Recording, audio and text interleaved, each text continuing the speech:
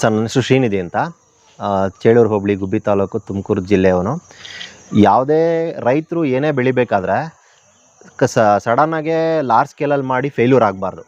ಸ್ವಲ್ಪ ಪ್ರಾಯೋಗಿಕವಾಗಿ ನೋಡಿ ನಮ್ಮ ವಾತಾವರಣಕ್ಕೆ ಇದು ಸೂಟ್ ಆಗುತ್ತಾ ಇಲ್ವಾ ಅಂತ ತಿಳ್ಕೊಂಡು ಆಮೇಲೆ ಲಾರ್ಜ್ ಸ್ಕೇಲಲ್ಲಿ ಮಾಡಿದ್ರೆ ಒಳ್ಳೇದು ಅಂತ ಒಂದೇ ಸತಿ ಲಾಸ್ ಆಗೋ ಬದಲು ನೋಡ್ಕೊಂಡು ಮಾಡೋದು ಅನುಕೂಲ ಆಗುತ್ತೆ ಅಂತ ಹೇಳಿ ನಾನು ಇದು ಪ್ರಾಯೋಗಿಕವಾಗಿ ಫಸ್ಟ್ ಕಾಫಿ ಹಾಕಿದ್ದು.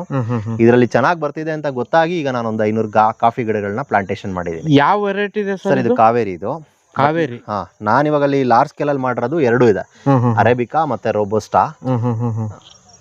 ಇದು ಕಾವೇರಿ ಅಂತ. ಕಾವೇರಿ ತುಂಬಾ ಎಷ್ಟು ಕಾಯಿ ಬಿಟ್ಟಿದೆ ಸರ್, ತುಂಬಾ ಚೆನ್ನಾಗಿ ಬಂದಿದೆ. ಹೌದು,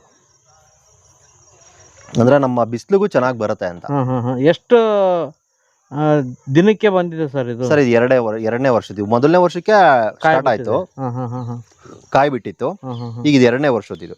ಅಂದ್ರೆ ನಿಮ್ಮೆರಕ್ಕೂ ಕಾಫಿ ಬೆಳಿಬಹುದು. ಹೌದು. ಬೇರೆ ಯಾರಾದ್ರೂ ಬೆಳೆಯೋರ್ಗು ಒಂಥರ ಇನ್ಫಾರ್ಮೇಶನ್ ಸಿಕ್ಕಂಗ.